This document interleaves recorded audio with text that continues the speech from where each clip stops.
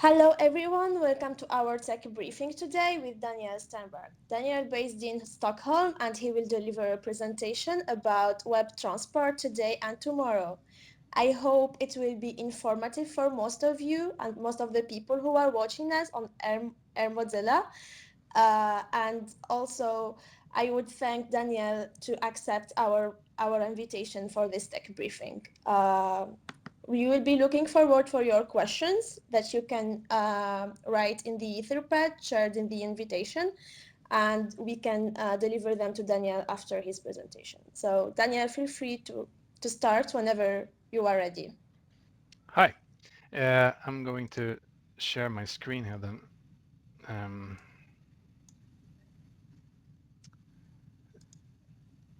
if I can just figure out how to do it. 1 second. So, is this my screen? Can you see it? Yeah, I can see it. It's good. Perfect. Then I'm going to start. I'm going to talk about web transport today and tomorrow, and the web transport in this context is, of course, HTTP. But first, some words about myself then. I'm Daniel Stenberg. I live here in Stockholm, Sweden, where it's pitch dark by now. I'm known for having started and I lead the curl project, which is a command line tool, a library for doing internet transfers. I started writing my HTTP code back 20 years ago. Curl actually turns 20 years in 2 weeks.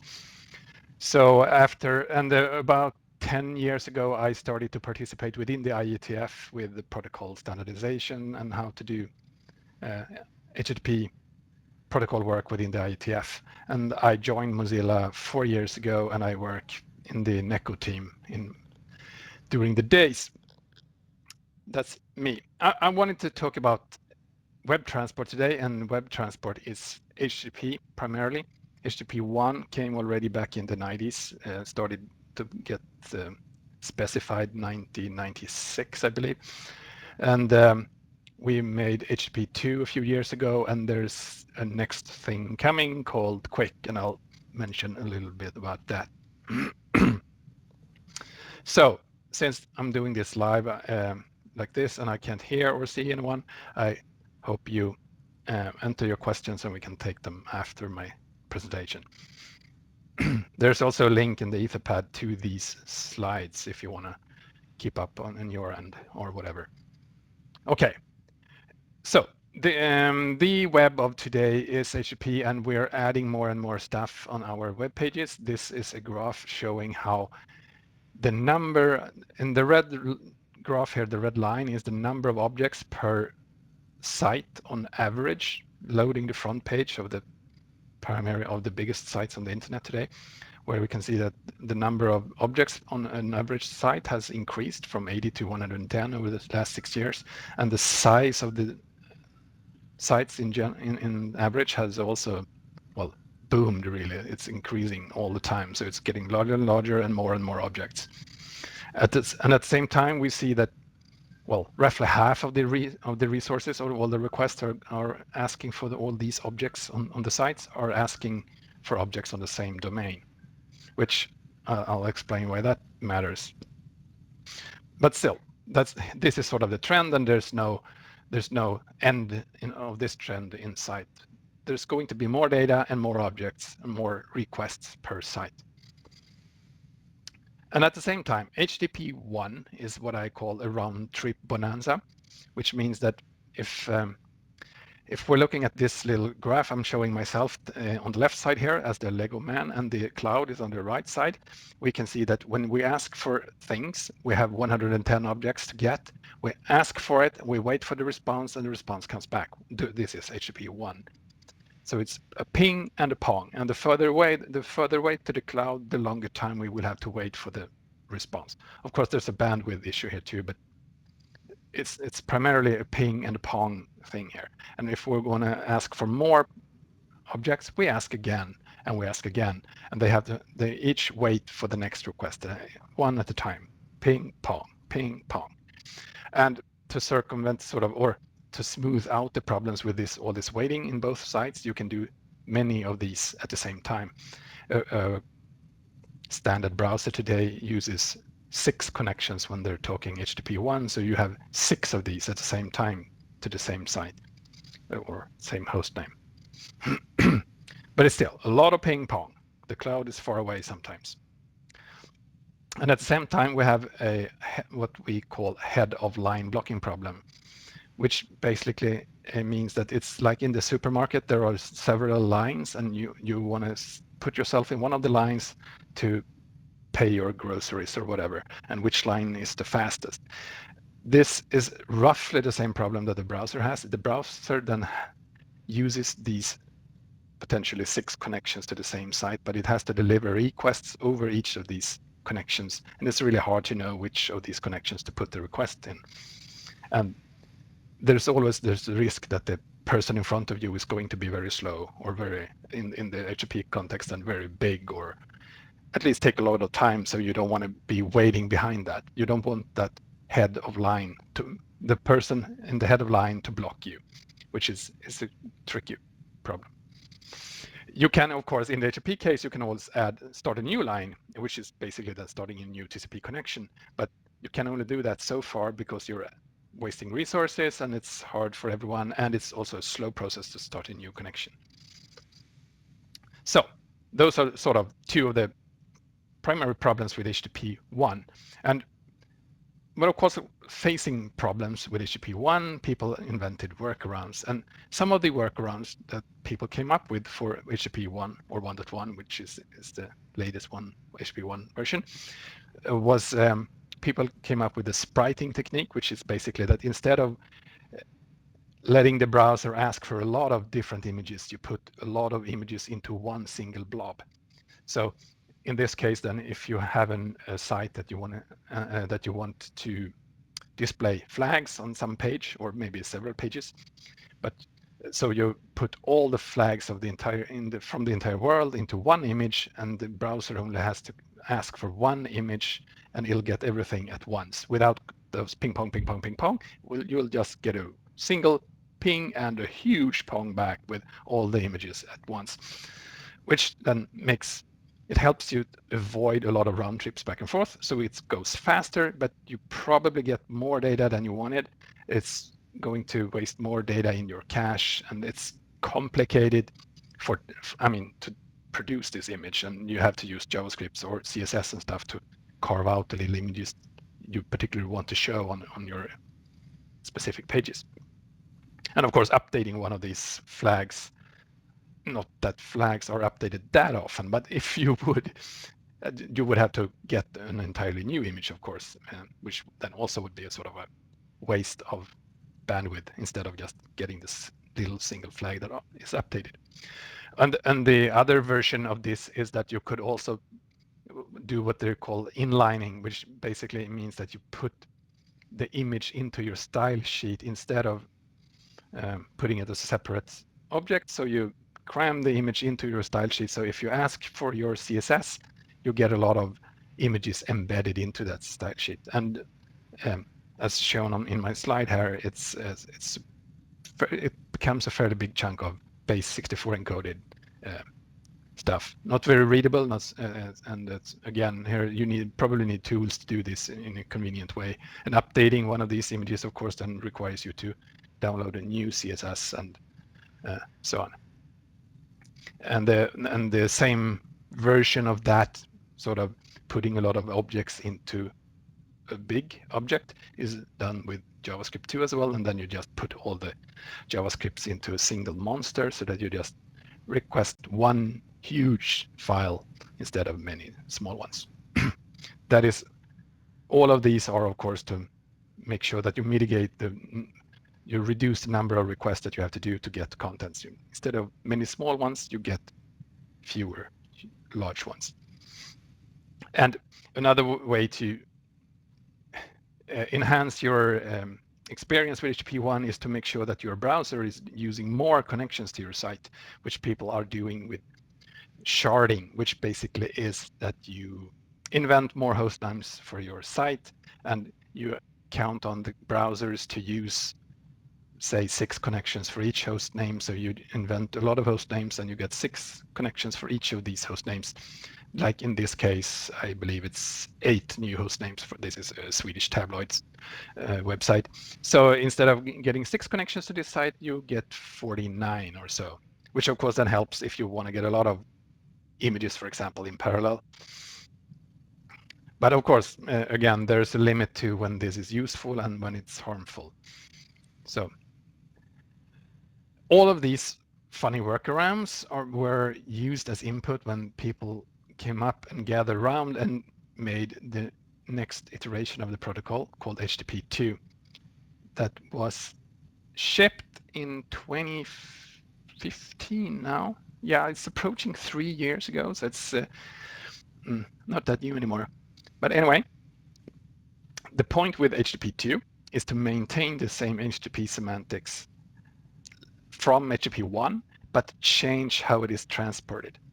So the same semantics means that it's still a client server. There are still requests and responses. There's headers and there's body. So basically the same things from HTTP1 are still in HTTP2, but the specifics on how we transport those little bits over the wire is modified and changed, and it's not at all the same thing anymore. And I'll show you how that affects the transport. For one of the primary things that is introduced in HTTP2 is multiplexing, which is that you can do many logical streams over the same physical TCP connection. So as I mentioned before, previously you did a request and response ping pong on the same connection, and you had to wait for the other one to complete before you could do the next one, because you could only do one at a time and wait for the response until you can do the next one. But with HTTP2, you don't need to do that anymore. You can do a lot of parallel one over the same connection.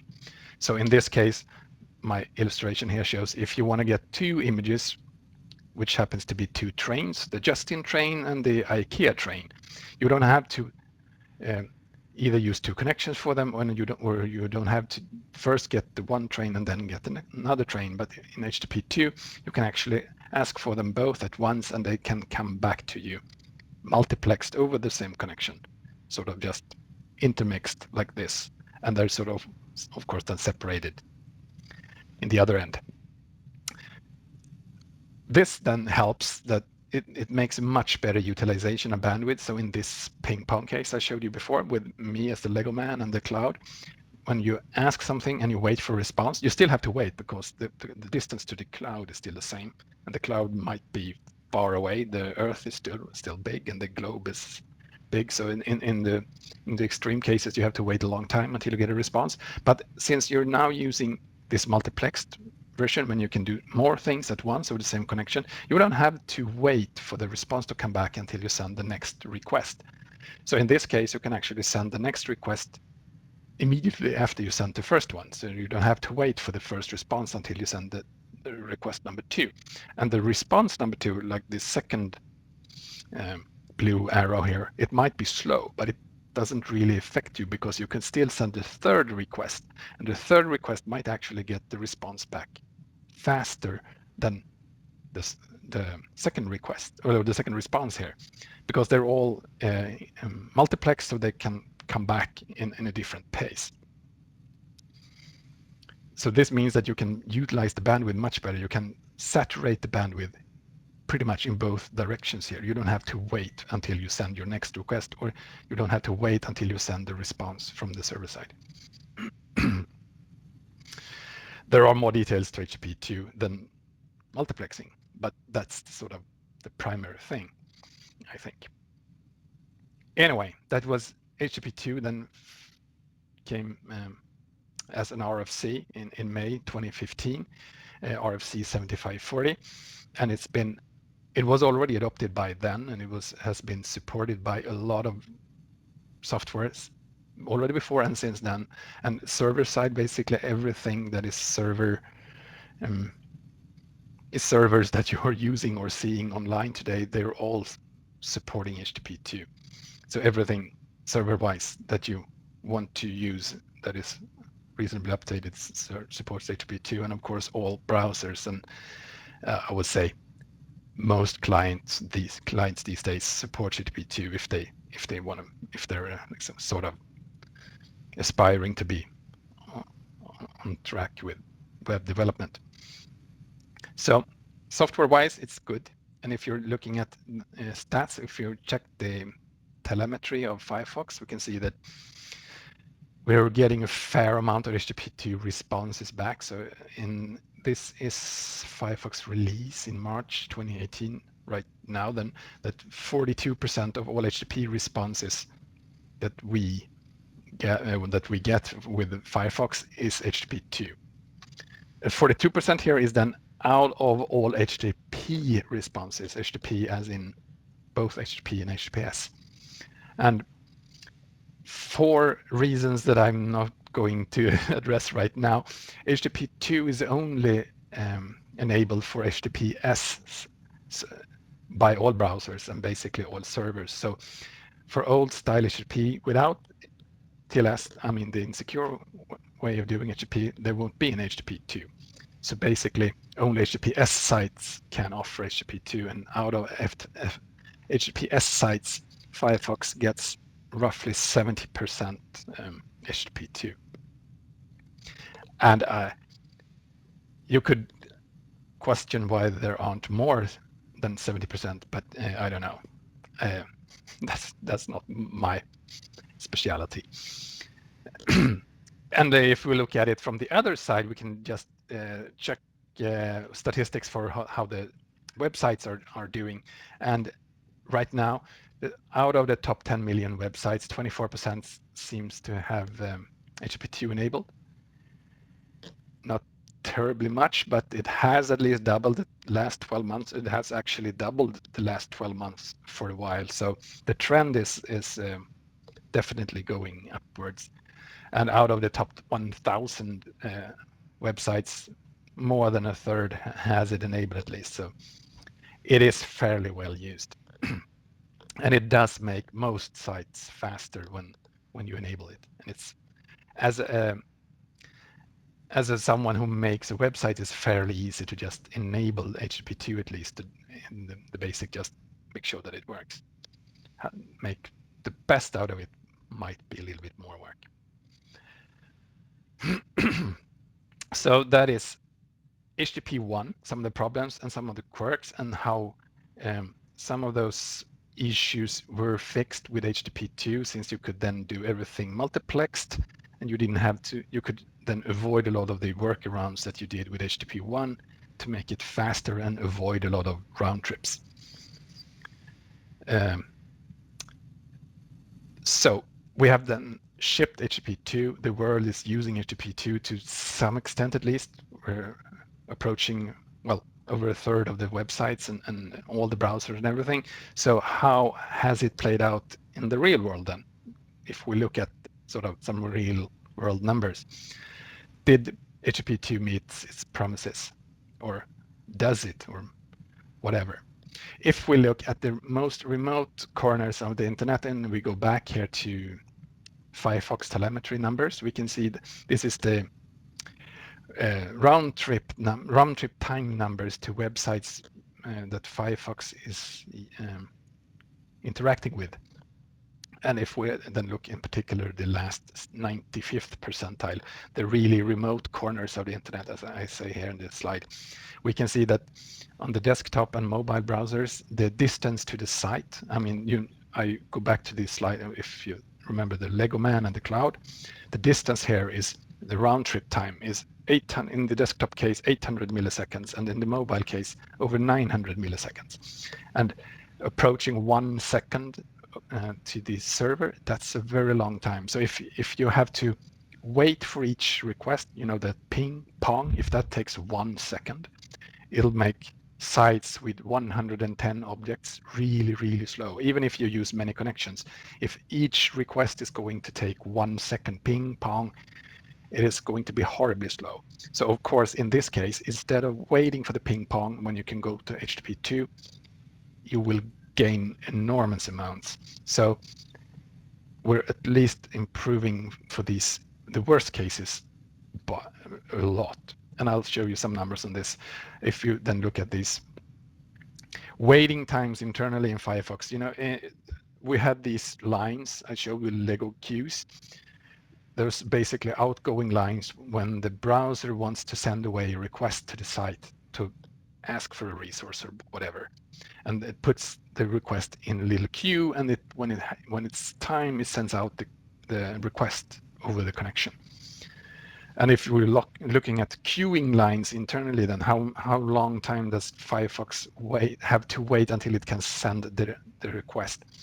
We can see there here in the table that, again, in the worst percentiles, that there are magnitudes of difference. With HP2, it's just so much faster. So here in the worst cases, we can see that, like in the 95 percentile here, the 5 worst percent digits, the users, the 5% of the users that have it really the worst here, they have increased from waiting 2,000 milliseconds on average and down to 16 milliseconds, which of course then makes sure that you get a lot of content much faster. I mean, you get a lot of content back much faster. So HTTP2 clearly has a benefit for those far away, those users that had it the worst with HTTP1. We can also see then, as the numbers show below the table here, is the amount of requests that take more than 100 milliseconds in the queue. And that then also sort of significantly, it has decreased significantly with HTTP2. These numbers are a bit old. They're more like 2 years old, so they could be slightly different these days. But the trend is clear. Going from HTTP1 to HTTP2, the ones that had the worst internet and have the worst sort of connections and distances to their sites and servers, they have the most to gain from this. But then let me just preface that weird graph. Well, let's look at this graph. This is a graph showing how HTTP1 fares against HTTP2. You don't really have to understand a lot of these graphs, and there's a lot of numbers here, and you don't have to sort of investigate the details. You can see that the blue line to the left here, and the blue and the orange, those are two Firefox lines, and the red and the green ones are actually Chrome lines. This is from a presentation by Human at Fastly. And in this case, we can see how HTTP1 compares against HTTP2 with those two browsers. So by using both browsers, both Firefox and Chrome, it should supposedly or presumably or hopefully be a bit sort of browser independent, but show how the technologies compare against each other. And in the case here, we can see that in the blue case, it's faster because it's left of the orange case. So in Firefox's case here, in this synthetic case, when you have 40 milliseconds latency to a site, no packet loss, HTTP2 is generally faster than HTTP1 by some margin. And the same is true for Chrome. HTTP2 is faster than HTTP1. And what's sort of within parentheses, Firefox is faster than Chrome, but okay. Still, this just shows that, yeah, in the normal case, when you don't have packet loss and you have a decent latency to the site, HTTP2 is better. And you can also see this if you add latency, HTTP2 is only going to be even better in comparison. But in this synthetic case that Human did, he added a sort of artificial packet loss to compare this. And in this case, we can then see that the blue and the red lines here are the HTTP2 ones, and the orange and the green are the HTTP1 lines. So, and when we add packet loss, we can see that both HTTP2 lines now took a huge step to the right and became the worst situation compared to the better situation HTTP ones. And we don't have to look at the numbers, you don't have to see anything. This is just a show of how adding packet loss to the scenario, 2% packet loss, which is quite significant amount of packet loss, but it still shows that adding a lot of packet loss to the scenario makes HTTP2 a much not as nice. It makes it much less nice as it was when things were better. So a big sad face on that. And of course, this the packet loss here is explained. I mean, the severity of the packet loss is, of course, because now with HTTP2 we have one connection, and HTTP1 we had 6 connections. So losing a little packet now is much more severe compared to losing one packet when you have 6 connections, but because then you could probably continue your traffic on the other 5. Or if you lost it on 2 connections, you could continue on the other 4. But here, if you lose one packet, all connections stall with HTTP2. This is a new sort of head of line blocking based sort of TCP based head of line blocking. So as soon as the TCP stalls, everything stalls that is going on over that same TCP connection, which, I mean, that's no surprise, but it's still very visible in this packet loss case. A single drop packet blocks all streams. Yeah, so this is then just me trying to visualize why this is. So HTTP2, of course, is IP. We have TCP, we have TLS. This is just Internet Working 101 class. And we have HTTP2 frames sent over this. And if you, yeah, right, and we send a train. So that's the Justin train and the IKEA train frames. So, and if we drop one of these packets, we drop one IP packet perhaps because we have a crappy connection, nothing else can continue because it's completely unlined, you remember. So when one IP packet is dropped or one TCP segment is dropped, we need to make sure that the TCP stack resends that and put it into the stream again so everything can continue. Right, TCP head of line blocking. So not very good, but this should be possible to fix, right? So why not? How do we fix TCP head of line blocking? Fixing this perhaps biggest issue with HTTP2. We would need a way to do a non-blocking TCP TLS HTTP2, right? Basically the same thing, but it wouldn't need to block just because you drop a packet. You want to be able to drop a packet and everything else should continue.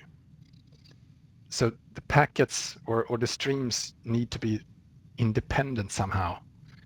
And they need to be sort of, the packets that you drop need to be, you need to know to which stream they belong so that the other streams can continue, and only the stream whose packets are lost, they need to wait for the lost packet to get resent again. Right, so you basically need a new protocol that can do this. So and you also, of course, need retransmissions and X because you want to have TCP style, so you want to have a TCP protocol that supports all this. So you could then potentially use a new protocol like SCTP is a stream-based protocol that was invented many years ago. That is sort of next to UDP and TCP in the protocol stack. But no, it has turned out that introducing a new transfer protocol on this level, on the next to TCP and UDP, it has turned out to be really, really problematic on the internet today. There are just so many devices, middle boxes, routers, firewalls, whatever, you name it, that they already know about TCP and UDP and basically blocks everything else. So introducing another protocol on the internet today is really complicated and it's really hard. So it has more or less been deemed impossible. So people avoid that. So, and even you could also sort of think that you could fix TCP to do this by itself. Just, oh, sure, we couldn't somehow change TCP to be able to do this. but that's another thing then that has sort of fixing TCP, changing TCP is made in kernels, and it takes a very, very long time to make changes to first not only make it happen in the standard bodies, but then also make it the implementations go into all the kernels everywhere. So it takes a very long time if it's even doable. So what do?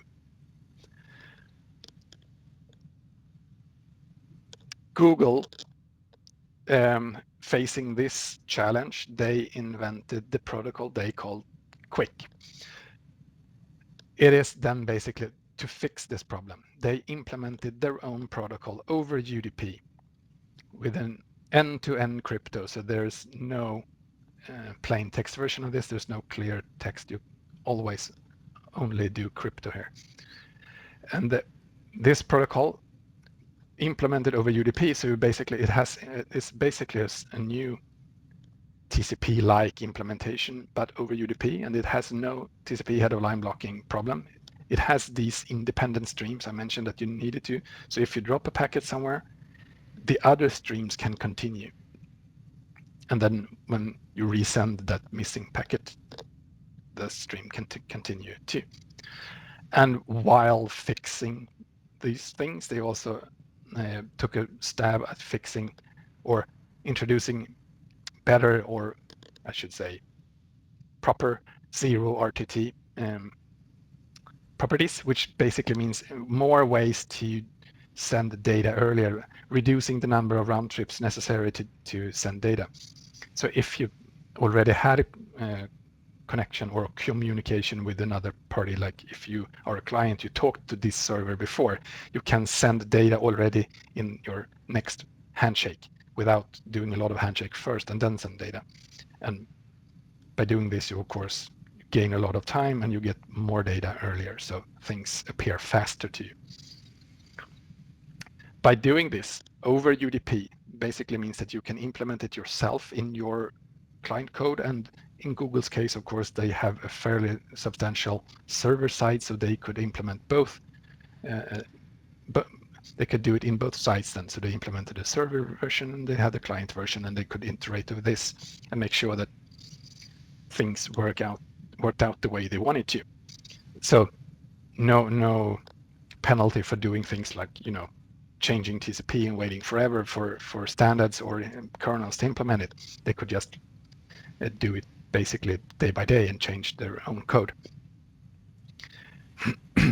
So right now, Google Quick is roughly 77% of internet traffic, which is, I think, is pretty amazing in itself, because Google has then deployed Quick both in their server ends and in their browser. So if you're using the Google browser against Google services, it'll negotiate and use Quick instead of HTTP2.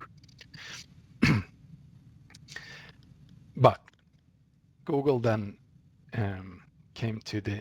they took their protocol to the IETF and said, let's make it a standard. Oh, sorry, I skipped this little. Quick is then, I just wanted to sort of emphasize that the same thing, how HTTP2 changed how we transported HTTP over the network.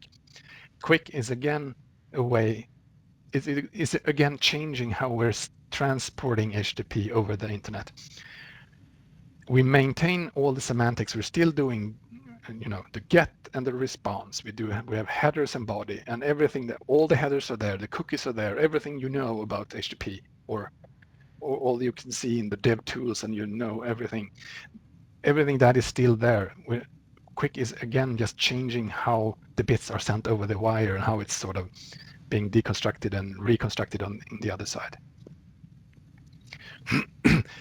So the idea here being that if you're going back, I go back to this train again, the Justin train and the IKEA train, the different frames here. And if you drop one of these packets, it is basically aligned here. So if you drop one of these packets, you just drop that little Justin train car. The IKEA train here, which hasn't dropped any cars, it can continue running while we're waiting for the Justin train car to get resent. So instead of blocking all trains because we lose one packet, all the other trains can continue. Here's what I wanted to say then about Google. Took their protocol to the IETF, and they started a communication and work within the IETF to make this a standard.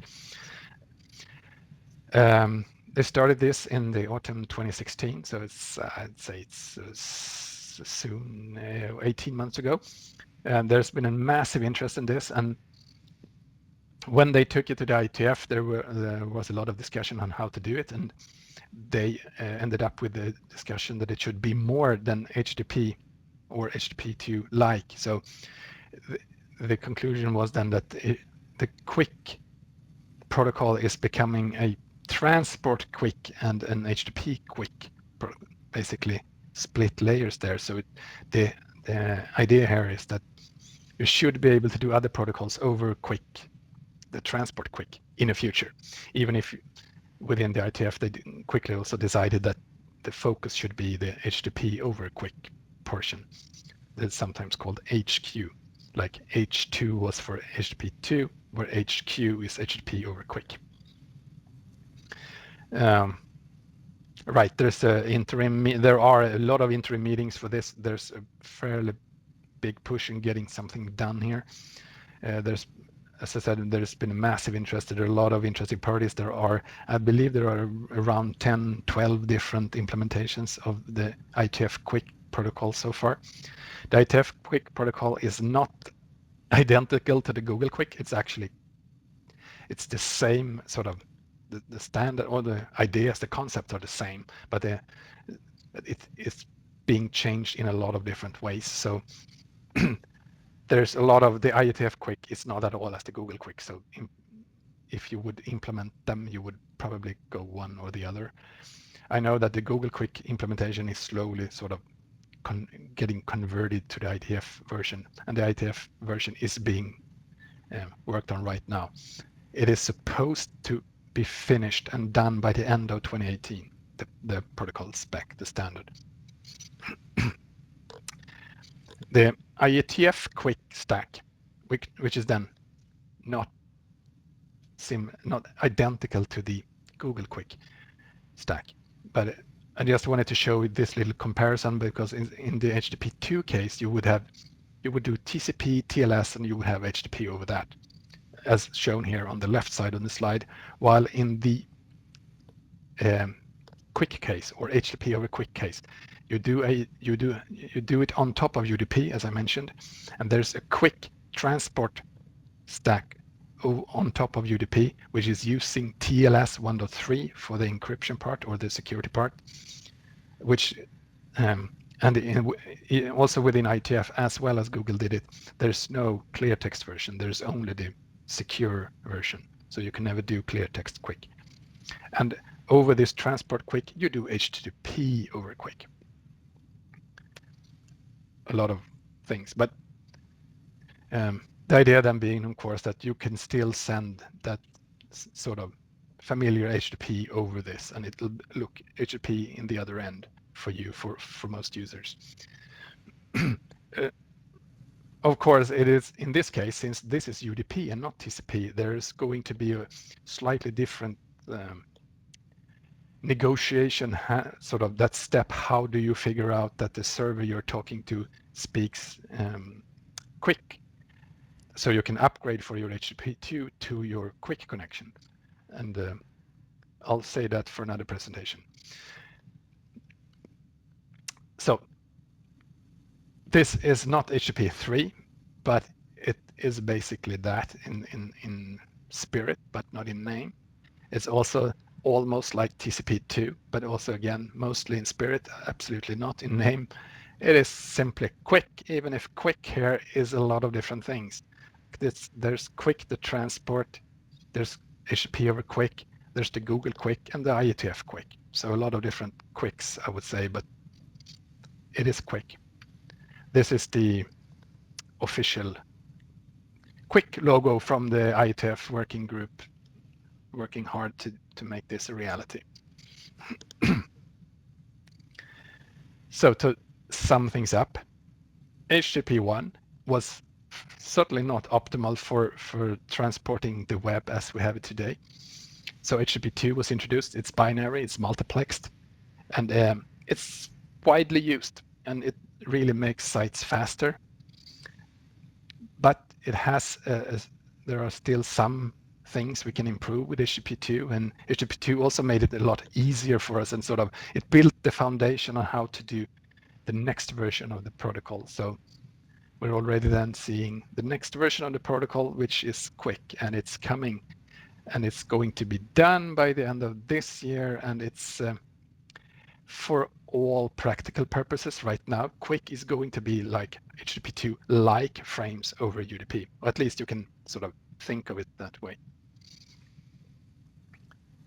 So that's what I wanted to say, and I think there might be some questions. Thank you, Daniel. Good. Yeah. So yeah, I will deliver the questions that you have in the Etherpad. So I would start with the first one. So can you tell us something about curl, like some famous software that we can use or some cool stuff that we can play with? Sorry. Again, please take it again. I just messed up on my end.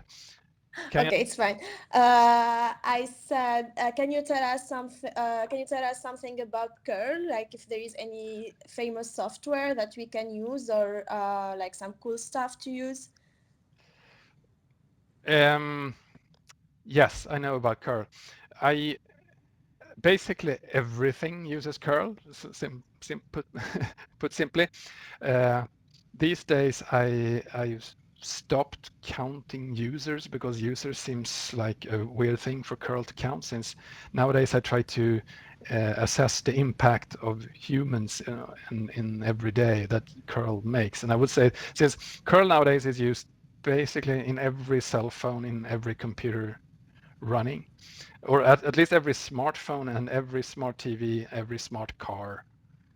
So it adds sort of mostly everything that is connected in the world runs curl somewhere. So it's mind-boggling just to think of where it is and where it isn't. So everything uses it. Like if I open my phone, there's YouTube, there's Spotify, there's Instagram, there's Facebook, there's everything. Every major app is using it, and they're also using it pretty big in the server end, so which is kind of interesting. So they're all using it in both in the handheld devices and computers and in the server infrastructure. So can I pile on to that question? So I'm not a network engineer, but Curl's been on the internet almost as long as I've been. So I'm wondering with Quick and HTTP2, is there a need for like a Curl 2, or have you been evolving all along, or how does that work? Well, yes, I think that's a good question. I want I want to, and I try to make curl keep up with how we do networking and the web stuff in general. So of course I want to make sure that curl can do everything that we do with modern internet. So that means keeping up with all this. So yes, I was pretty early on with HTTP2 support in curl, so that you could pretty early on sort of try out your servers with HTTP2 with curl as well. And we're hopefully going to um, be able to do the same sort of journey with Quick. So yes, curl will support Quick too. Uh, Eventually, it doesn't now, but hopefully it'll do that soon. So yeah, that's a lot of our work with curl these days, is just keeping up with everything that is changing. And that's a big explanation as to why we'll never get done and why isn't ever finished, because everything is changing all the time, and so of course is curl. Thank you. Cool. Back to you, Manel. Okay, so I'm gonna jump to the next question. So, do you think the Web of Thinking protocol will affect the idea of this web transport if it's implemented, or you think that we need to implement and or you think that we can use an existing protocol for that? I'm pretty sure we can use the same protocols for that. I think most of what we're seeing sort of in innovations of things and devices on the internet today, they're all using the same protocols already. So I don't think it's a question about the protocols. I think the protocols are well suited for that. And especially in these days um, when all the small devices are getting bigger, so it's easier and easier to actually support the same full size protocols that the bigger computers are doing. So I don't think we're I don't think there's going to be any different protocols for different devices. It's going to be the internet and it's going to be these protocols for the foreseeable future, I think. Mm-hmm. Okay. We do have a question from Rabimba. It's about Quick, and he said, if is it Quick only used for every certain places, or for example, is used for YouTube and like most some other places? I think you already mentioned that in the Uh, presentation, but if uh, you have any more I information. suppose that refers to what Google is offering right now. Mm-hmm. But Google is offering it for everything they host on their primary web front end, server-wise. So I think whatever you do, if you're using Chrome and you're using um, Google services on the web, you have a really big chance of using Quick. So, and of course that is the same thing, is going to be the same for everyone um, in a year. Then when Firefox has it and all the major server providers, they're also going to speak Quick. So everywhere that you're talking HTTPS today is potentially going to use Quick tomorrow. There's not going to be there's there's no I mean there's no particular use case where Quick is bad and H2 is better that I'm aware of. Of course, we might figure that out along the way, but right now I think it's the natural next protocol that all the ones that are providing HTTP2 today are going to offer Quick tomorrow. Mm-hmm. You already mentioned the server one, and so there is another question following that, saying what server should we use if we have to support Quick? And I think Rabimba did like a quick research, and he only find Kadi.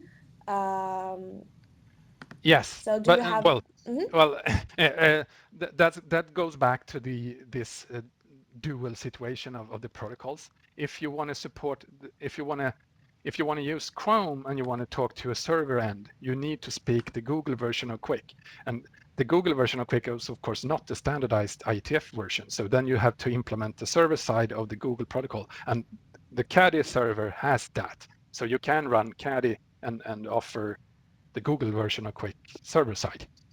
But if you're looking at what most implementers do, at least my impression of what most implementers of Quick do, they implement the new ITF version. So at least there's a wiki page for that, and I think there's like 12 or 15 different implementation, and they're focusing on the IETF version of Quick. And the IETF version of Quick is not done yet, so they're all you won't as easily run a server with that protocol yet because we're not really there yet. So there's right now we're working hard on interoperate with between new clients and new servers. So we're getting there, but there's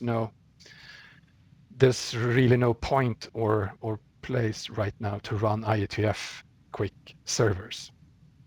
We'll be there soon, but not just yet. Mm-hmm. Let me back up and ask another Mm-hmm. one from the Etherpad. So somebody wrote in, can HTTP2 be used to set different priorities on different files? Or Well, is that the task of the browser, essentially? That's the question. yeah, then I think the question is rather two. Yes, I mean the protocol in itself, it's certainly it doesn't have files at all since it sends streams, but each stream has a different priorities. You can send streams with different priorities. So the question is yes, or rather the answer is yes, you can set different priorities on different files or streams. But then the question is, can you control your server, or can you actually make use of that on the web or live on your site? And that's a completely different question. And I'm not actually sure how you control priorities and stuff like that on your contents when you build a site. So uh, I'm afraid I'm more of a protocol person than an actual content person. So I have to defer the answer there to be a bit fuzzy. Maybe. Maybe is always an acceptable answer, I think. In my world, anyway. I couldn't get by without it. Let's put it that way. There was. I'll ask my question that I Yeah, put in because exactly. it's I a was little. about It's, I think I'm asking not you. sure. I'm not exactly sure if I framed it correctly. But when you were talking about the different queuing times between HTTP 1 and HTTP 2, I couldn't help but think of that video that Burger King did recently about net neutrality and how we're going to keep getting pushed to the back of the line if we're not a big content service when net neutrality goes away, and if net neutrality goes away in the U.S. And um, is there uh, is there any connection between how we're developing these protocols and ways we can use technology to route around issues of uh, to counter the forces that want to destroy net neutrality? I'm not really sure how to ask that, but Uh, I'll interpret the question like this. There's, I think, like this. Protocol development in general um, has developed how we do new protocols. So these days, the we're very aware of that whenever we introduce a new protocol, whenever we do something new on the net, there is going to be a lot of actors, devices, players, whoever who's monitoring what you're doing, and not only for sort of spying purposes or privacy and invasive purposes, but sort of figuring out what you do and help you make it faster or slower or better or whatever they think, whatever the reasons are. So, whenever you introduce something, you can be sure that very um, not a long time afterwards, you can't change it anymore because people are making assumptions that um, if you did it like this 22 times, of course you do it the same way the 23rd time. So once you have sort of delivered a protocol that makes certain things in a certain way, it becomes impossible to change it after a certain time.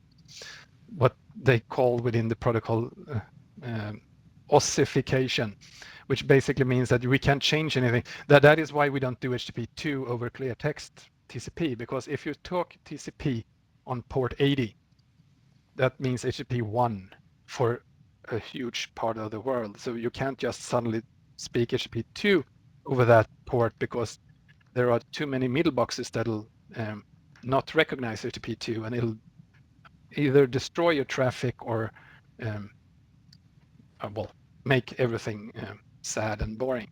So that's why we do only do HTTP2 over encrypted communications, because then they can't figure that out. So we're sort of hiding what we're doing. And the same goes with quick and stuff like that. So by hiding what we're doing, by making sure that we do everything encrypted and secure from the start, there will be less seeing what we're doing, and there will be less second guessing what we actually want to do. So in that aspect, we're making it harder for operators or middlemen to actually know what's going on, so that they will have a harder time to sort of punish that stream compared to that stream, because everything will be encrypted connections and encrypted data. So it's going to be, we're certainly not making it easier for anyone to make use of uh, oppress certain content compared to others on the wire. cool. Is there anything else coming in from the channel, Manel, or any other No. questions? All right, I've got one more that I'd love to ask you, and that has to do with the fact that curl's an open source project. It's on GitHub. I just went and looked it up. I see you have many contributors. you've been doing this as an open source project, I think, for a long time.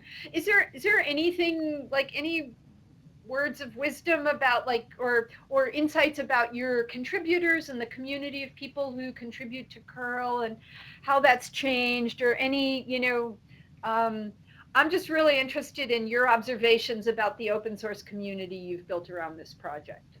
Anything you want to share or any calls, like if there's calls for contribution, any help you need that maybe people in this group can disseminate.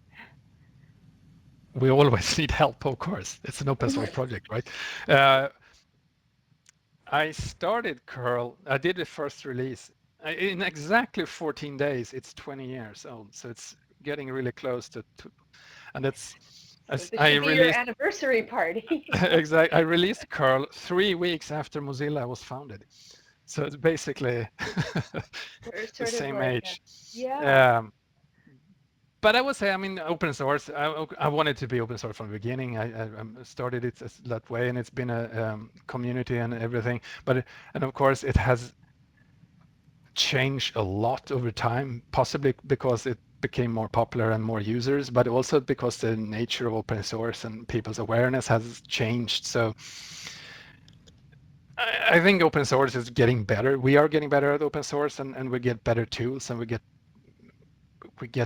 better. We get better at doing it. So I think everything is better in the open source world, year by year. I think so. Even if it's, I mean, there are ups and downs, but I think we're all in a pretty good shape.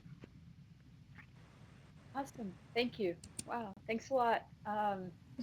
Uh, that's really that's really interesting. I've been thinking about time on the internet because I've been working on the web for 20 years and changed myself, so from a very different perspective. But anyway, thank you so much for your time today.